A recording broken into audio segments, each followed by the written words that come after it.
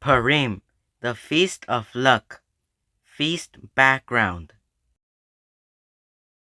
The word Purim in Hebrew is luck, with its roots in Pur, which means luck.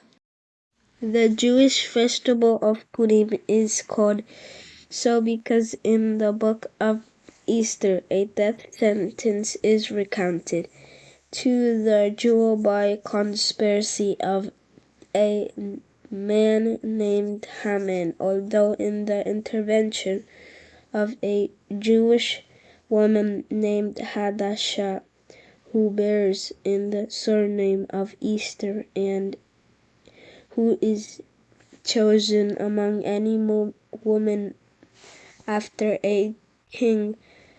Ahasuerus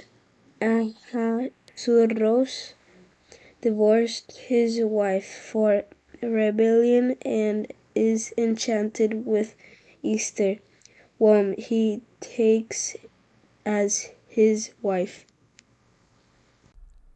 Esther fasted in order to ask the king for the release of the Jews, and sends her uncle Mordecai to the people so they can also intercede by the fasting.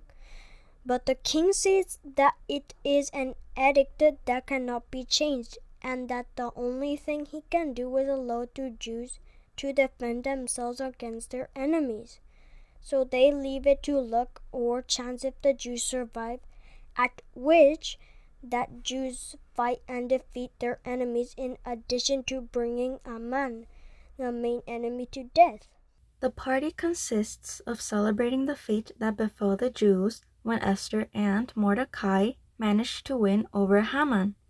It is a party where emotions overflow, no matter if they act badly, like getting drunk. It is a custom to make triangular cookies called hama ears to mock the enemy. They use a rattle so that when Easter's book is read and the enemies are talked about, they boo them by making noise with the rattle.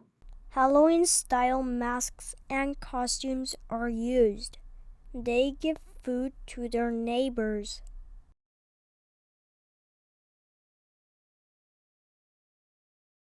Shalom, little friends. How are you?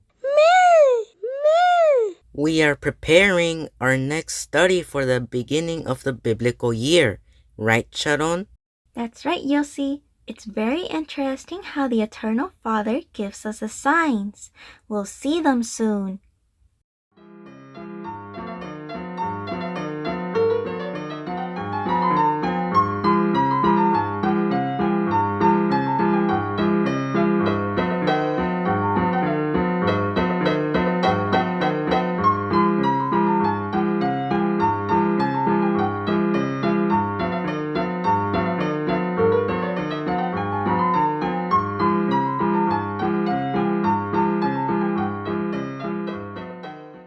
Shalom, Yossi and Sharon.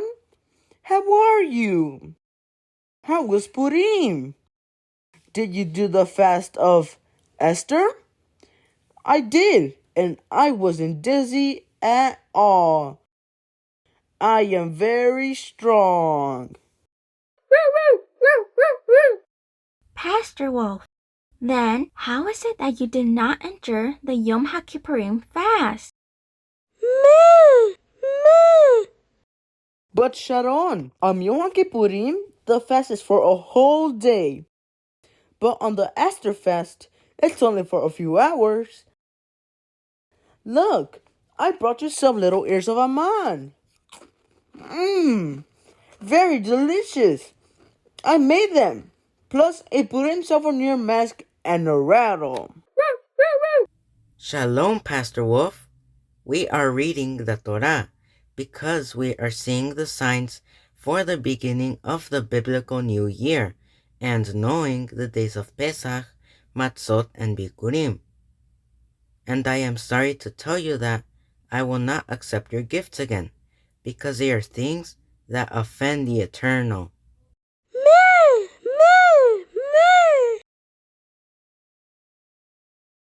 What is all that, Yossi?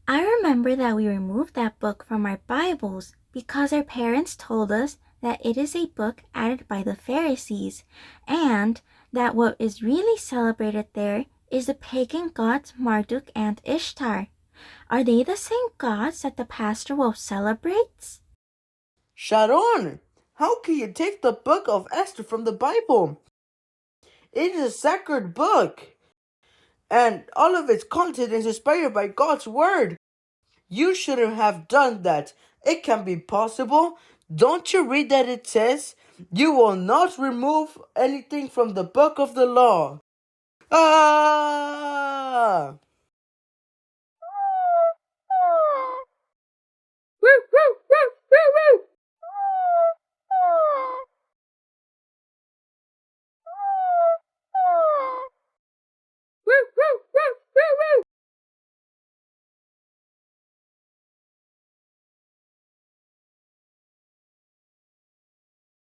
Yossi, but you have clearly said to not remove or add anything on the Bible.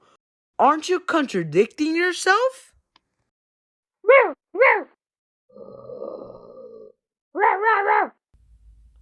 Pastor Wolf, didn't you hear what Sharon just said? Calm down. Soon we will clarify what it says in Deuteronomy chapter 4, verse 2. You must not add to the word that I am commanding you, or take away from it, in order to keep the commandments of Adonai, your Elohim, that I am commanding you. Sharon, it seems to me that the pastor wolf still has no idea of everything that is behind that Jewish fable brought from Babylon. Pastor Wolf, the little friends will explain to you the origin of that book, how it was introduced in the Christian Bibles, and what it really means. Historical explanation. First of all, we must know that the original Bible that Yeshua used only contained the Torah, which also included the book of Joshua, the books of the prophets, from Isaiah to Malachi, and the Psalms. That was the true Bible from the times of Moses, David, and even Yeshua. At the time of the return from the exile, when the Israelites were in the people under the empire of the Medes, Persians, the historical books of Samuel, Kings, and Chronicles were added through Ezra, as well as the book of Ezra and Nehemiah.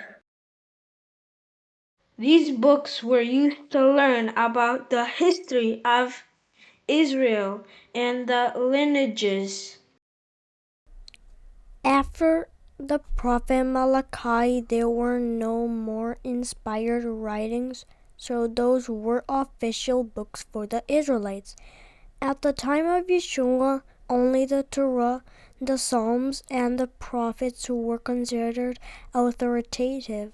When Yeshua came and fulfilled what was written about him in those books, the punishment of the city of Jerusalem also occurred for their sins. There, the leaders of Israel were left without authority because Yeshua is the authority. The Jewish leaders who did not believe gathered to deny Yeshua as the Messiah and organized a separate leadership and formed the largest Jewish religion, added more practices and beliefs, and it was there in the year 90 after the destruction of the temple that they added books like Song of Songs, Ecclesiastes, but especially the Book of Esther. Although many rabbis disagreed, still the leaders added that book. That book called Isthar has many problems in history since it does not appear in the chronicles of the Persians. King Ahasuerus never divorced his wife, nor was there ever a beauty contest where a Jewish woman named Esther appeared, nor was there that threat, nor did the Jews ever trust in luck be delivered.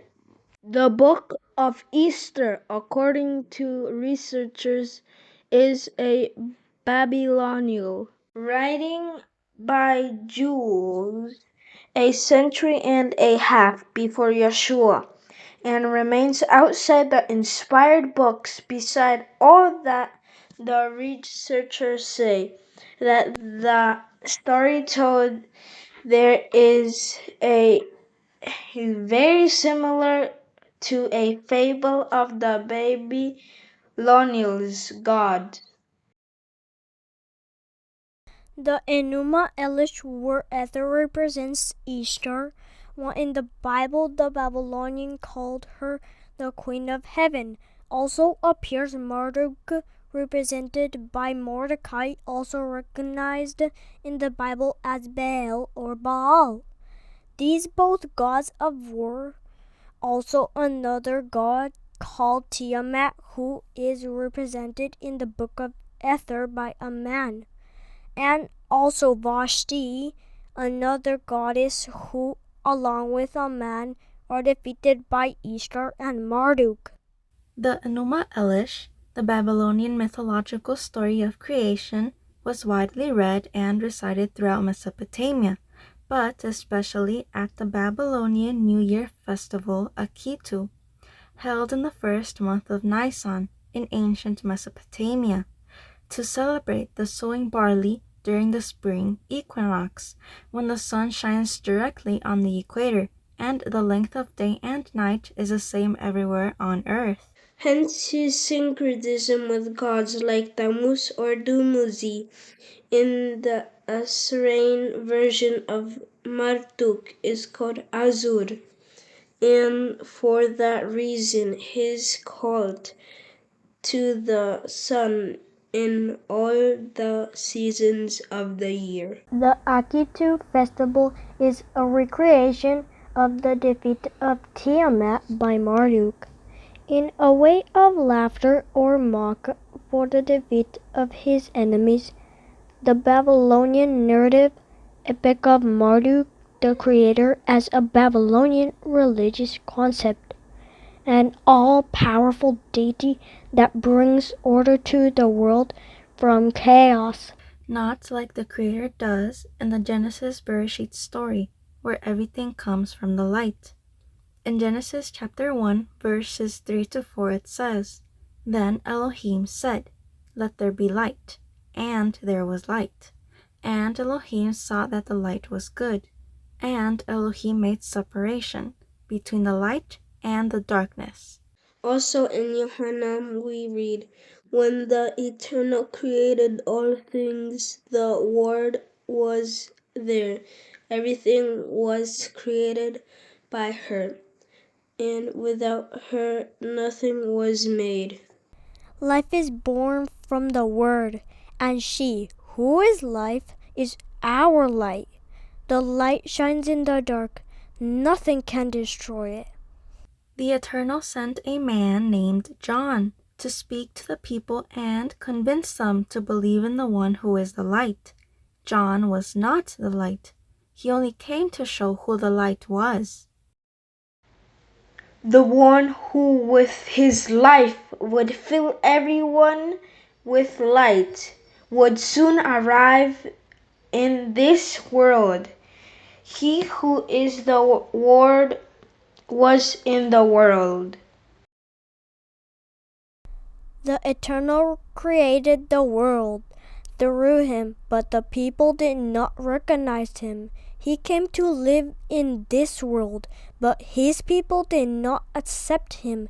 But those who accepted him and believed in him became children of the Eternal. They are all children of the Eternal by divine will, not by human will. He who is the Word dwelt among us and was like one of us. We saw the power that belongs to him as the only Son of the Eternal, since he has shown us all the favor and all the truth. The Ishtar Gate was the start of the connecting professional way used for New Year's. also part of the religious festival held at the beginning of the agricultural year in Babylon. The ritual surrounding this holiday lasts 12 days. New Year's celebration began immediately after the barley harvest at the time of the spring. Worshipped as the Queen of Heaven, Easter represented the power of sensuality and was thought to be wild and determined, symbolized by the star and its sacred animal, the lion. Placed on the walls of the processional way, she was also the goddess of war and the protector of ruling dynasties and their armies. What the Jews, who were idolaters and continue to be, really did is to continue the cult of the Queen of Heaven, denounced by the prophet Jeremiah. Esther is the Sumerian goddess Ishtar, and the book recreates a fable where there is no intervention of the Eternal, the witch is never named. But there is the intervention of Esther and Marduk, who save by luck, which is Purim for the Jews, and they themselves order to celebrate those days. We also know perfectly well that the only festivities ordered by the Eternal and Holy Convocation are in Leviticus 23. Christian Bibles included this Jewish book, and that's why they say it's from the Bible, but the original Bible never had this book. In the Jewish religion, this festival and everything what is ordered, there are commandments.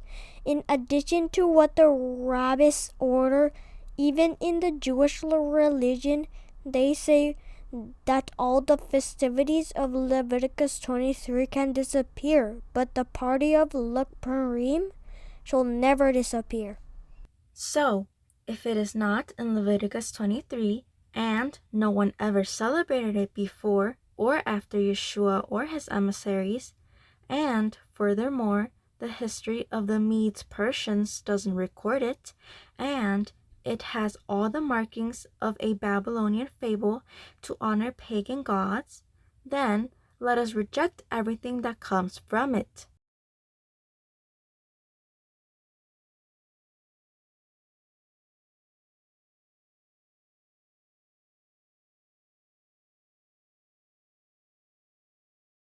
Yossi, now I understand why we removed that book from our Bibles, and why our parents told us that it does not please the Eternal Father. Me. That's right, Sharon.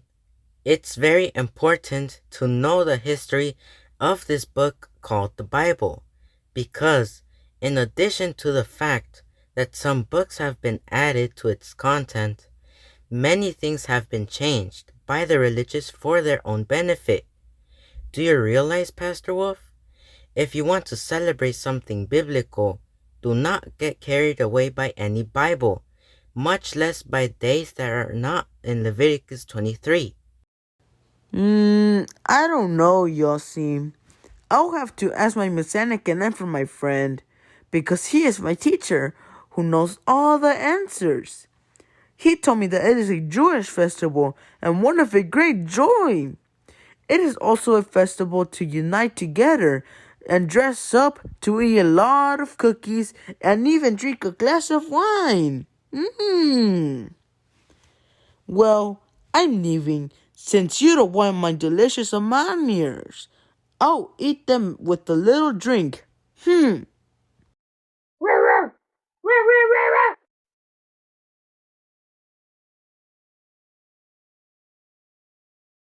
Yossi, it seems to me that the Pastor Wolf let himself be carried away more by what he feels and what he wants, and not by what is really written in the Word of the Eternal Father. That's right, Sharon.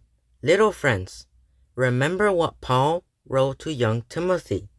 Be diligent to present yourself before the Eternal day by day, not doing shameful things, and using well the word of truth, which is the Bible, but the one that is inspired and not added. Very well, my friends. Do not imitate the customs of the world, and not even those who claim to have the religion of the Bible. Let us continue studying the true instructions of the Eternal, the prophets, the Psalms, and the teachings of our Messiah, Yeshua, and his emissaries. Very soon, we will study the beginning of the biblical holiday cycle and the holy appointments of the first biblical month. Make an effort and be very brave to defend the truth and reject the lies. Hasak, hasak, venit hasek. And remember, little friends, don't imitate the foolishness of the pastor wolf. We'd better prepare for the beginning of the biblical new year and the holy appointments. Until next time, little friends. Purim isn't a biblical festivity because it is not in Leviticus 23. Let us say no and reject everything that has to do with that pagan celebration. The book of Isthar is not inspired by the Eternal. It is a Jewish fable similar to a Babylon fable. It is idolatry to Babylonian gods. Let us fear the Eternal and be holy just how He is holy. Let us be alert to the beginning of a new festive cycle. And let's celebrate the holy convocations.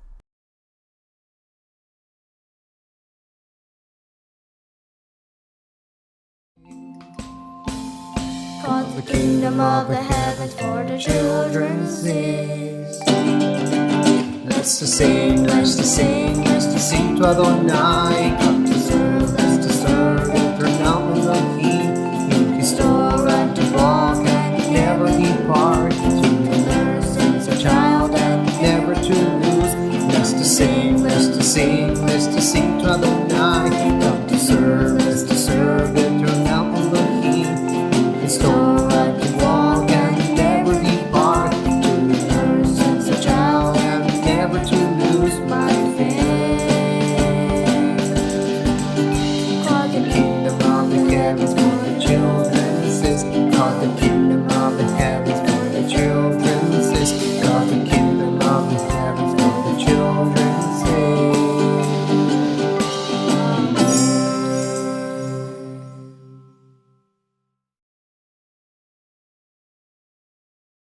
Meh, meh,